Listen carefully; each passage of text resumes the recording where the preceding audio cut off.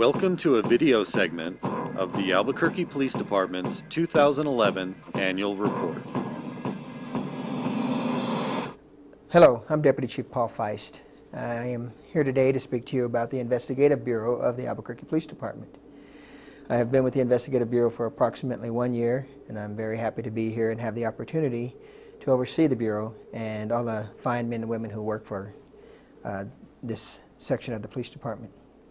Within my Bureau, I have the Scientific Evidence Division, the Criminal Investigative Division, the Special Investigative Division, and the Family Advocacy Center. And I'd like to touch on each one of these because each one of these units had something unique to contribute to the overall success of the Albuquerque Police Department and our mission in making our community safer and to provide services that to all the people in need across the city. Starting with our Scientific Evidence Division, which we all know as the Crime Lab. The Crime Lab has 7 different disciplines, and they had a very, very good year this year. One of the biggest accomplishments of the lab was their accreditation, the ISO accreditation 17025, which is an international accreditation that takes a long time to accomplish. It took every one of the individuals from the Crime Lab, the Scientific Evidence Division, to accomplish this. It is something that very, very few departments across the nation have, and so we're very proud of it.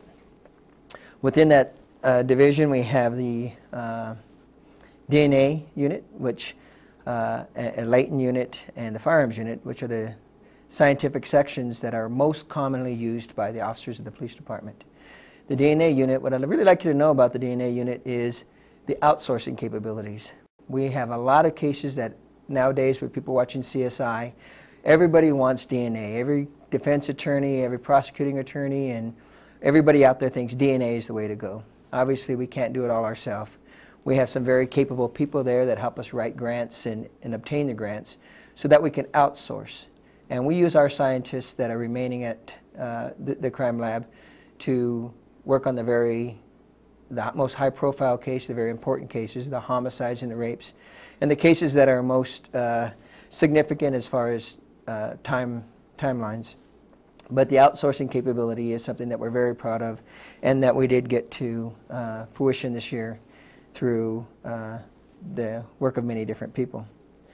The firearms section has done some great work in that we are now one of the only very few departments in the country that all of our firearms are cataloged. As far as we have a sample from every gun, we have a casing and a pattern that can be comparable. We know in the past history, and unfortunately, we had a death of an officer where we didn't know if her gun was used in the commission of the crime of her death. Now, if that were to ever occur, we would have that information. If there was an ongoing scene where there was multiple shots fired and the scene was very moving very quickly, very fluid, again, we would have the opportunity to know which officer fired which round because we have the cataloging of each of those things. So congratulations to the firearm unit for that accomplishment there. Another big accomplishment for the crime lab was sending the FIs to all the burglaries. I know everybody out there is very, very happy with this. The FIs do a tremendous job processing all the crime scenes, getting the fingerprints that are very vital to helping identify offenders on property crimes, which was, of course, the mayor's initiative. They work very hard and our numbers are way up. We have great accomplishments on arrests, and then the latent unit taking those fingerprints that are obtained from the crime scene and analyzing them at the lab and getting us information on the suspect or the potential offender. It takes a lot of work. It takes those scientists' actual eyes on. Just because you get a hit from a computer or a tentative identification, it still takes the scientist to get this done. And so, again, we want to thank them. And if you go across the department in just about any substation or any public place, you see what our photography unit is doing. Photography unit is doing a lot to capture the day-to-day activities of our police department and making a very good public representation of what we do. So they're at all of our ceremonies and they're at a lot of our events, and they spend a lot of their personal time out doing the things that they do, not only the forensic photography, but a lot of the PR stuff, which is the fun stuff, and I really appreciate what they do. The Evidence and ID unit had moved a lot. With your help, the help of the officers of the Albuquerque Police Department and the people that work in evidence and ID, were able to do a lot to reduce the evidence inventory. The processes that they use now, all computerized them, are going to be a big advantage. We know we closed First Street last year, and now we're going to look to really reduce the number of items in the evidence section so we could get that property back to the rightful owners, to the citizens of the city of Albuquerque. Congratulations to them as well. Moving on to the criminal investigative section, we have the white collar unit. This is one unit that has a lot of caseload. They have a lot going on with identity theft, and the white collar unit is doing a lot to link many of these different crimes together. Working with the brand new section, the organized crime unit, we are working with our RAPA friends and our other business partners in the community to identify offenders that are doing retail crime. And we see many times as we go to our meetings, such as POP, the Problem-Oriented Policing meetings, and we see that we have a lot of people that are repeat offenders that are going to the big box stores and committing crimes and doing runouts over and over again. And this is a lot of time-consuming investigating that has to occur. We have the field going out and doing their investigation, and then it goes to a burglary unit or an impact team, and they're well taxed and overburdened on what they do. The organized crime unit, which is a brand new unit, as I mentioned, now takes responsibility of all those. And I think now through their investigative techniques and putting everything out public and getting the information out to other retailers and the cooperation through the partnership, that is, again, going to make a real big difference. The pawn shop unit, we have just changed the fact that every pawn shop in our city is required to report to us. This is a big advantage. Now we're not going out to all the pawn shops and having each pawn shop's logs reviewed. It comes to us daily. So when we look at the reports from either the organized crime unit or the burglary unit, and we see property was taken in a burglary a day before or 2 days before, immediately the pawn shop detail can bring it up and say, this is what we're looking for. And if any of those things match in a report through the Tiburon system, where we have a way of electronically comparing them, we can immediately see there's items being pawned here or there that are similar to the burglaries. So that's going to help us, and we can let the citizens know out there that we have a unit that's checking these truly every single day. And again, that's a big help. Now, our auto theft unit and our burglary unit are working extremely hard on a lot of different fronts. Of course, we're trying to reduce the number of property crimes, but we're not just doing it the old traditional way. We're taking a new approach to this. In that, now we're using bait cars and we're using bait items. We are very fortunate to have some very qualified people and some people with some great ideas to help us put together the programs and get the grants and get the vehicles and get the property that we need, again, working with our partners in the community, to put bait cars out. Today is the 3rd of February, and this morning was a perfect example of officers out on the street doing a bait car operation, and this morning they were doing a warm-up operation, and an offender actually came and took the bait car that was being warmed on the street. We're looking to get 20 cars. We're on our way to that now. I believe we have 8 active and as many as 10 being put together. So we're well on our way to that.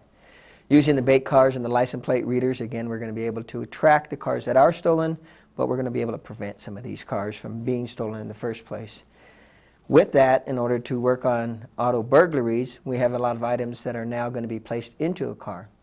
So whether they're computers or golf clubs or any other items, we could put those things inside the car, working with our team that's going to be known as the SMART unit and our dispatcher communication center. We're able to track these things. We do no longer have to sit and watch a car and wait for them to break in it and then find the item. It's more like a rat system where the officer could be home in bed and all of a sudden he'd get a ping on his phone and it will say, get up, the bait car's moving, and or radio will know the bait car's moving or the bait item is moving, and officers will be dispatched to that. So again, we're using technology and the Smart Policing Initiative for this. So again, it's very positive. The Special Investigative Division, we want to congratulate our Vice Unit. Our Vice Unit got the Team of the Year, and they've done a lot of work this year, and they're well deserving of that award. The Southwest Companion case was just one example of this. We've seen some very high-profile members of our community that were arrested. They were arrested with dignity, and the officers done an exceptional job in presenting this to the district attorney and to the media and to the public out there so that they understand this was something that, though unfortunate to our partners or the folks that were arrested, people that we knew in our community, it was necessary and it was the right thing because we needed to pursue this.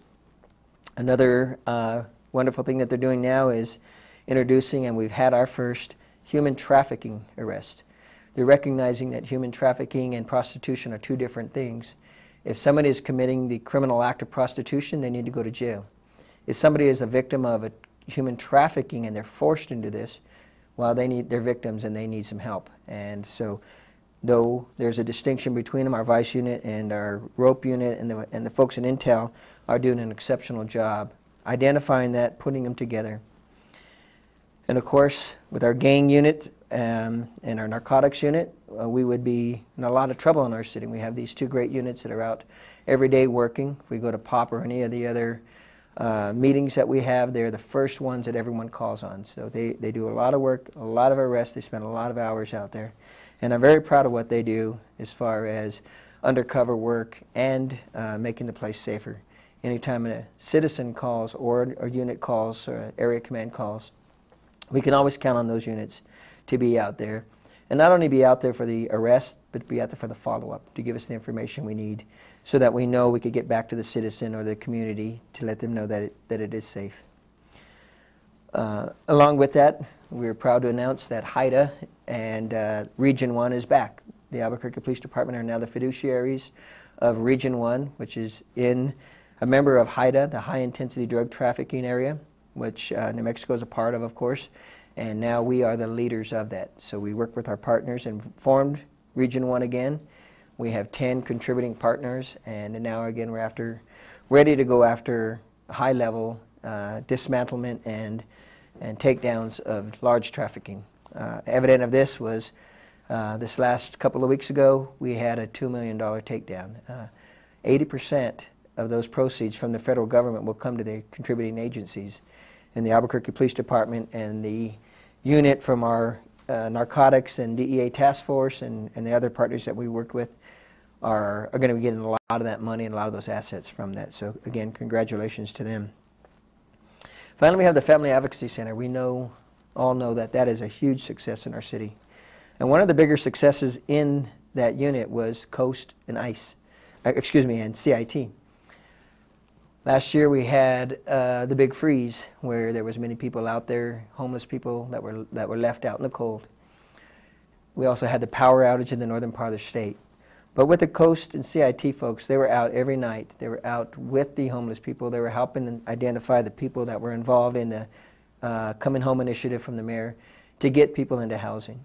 We were trying to find these people that are most in need or who were vulnerable to their elements and to the environment out there and give them help.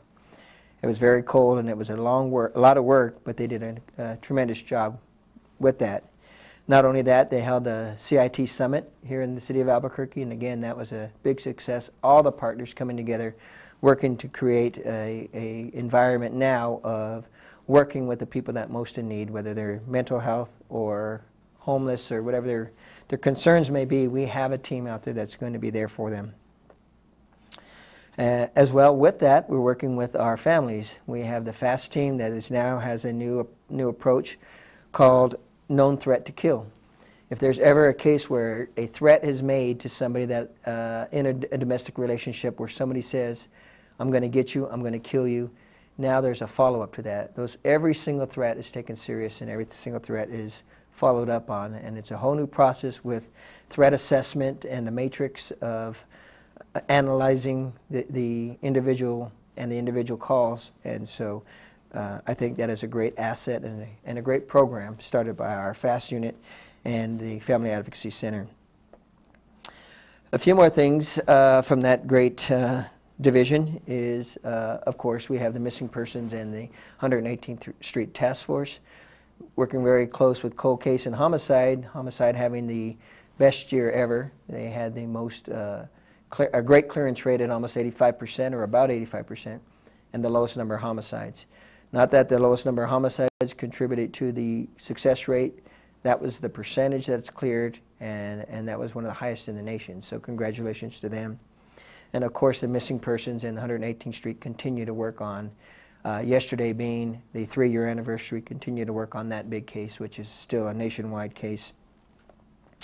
The Sex Crimes and Child Exploitation Unit, again, they continue to work very hard in their efforts.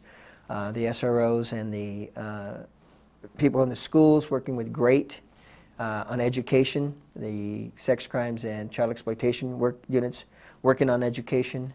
So I think those are all very, very positive. And we want to commend and thank the commanders of the 4 divisions that work within the Investigative Bureau. I'm very proud and fortunate to have the opportunity to work with them. I think there's a lot of really, really good work being done, not only old-fashioned police work, but new technologies, but also a big piece of it is the heart that these people bring to work every day. So on behalf of myself, on behalf of Chief Schultz, I want to thank all the folks that are in the Investigative Bureau for your work, your dedication, and for just being here day in and day out. This is Deputy Chief Paul Feist for the Investigative Bureau. Thank you.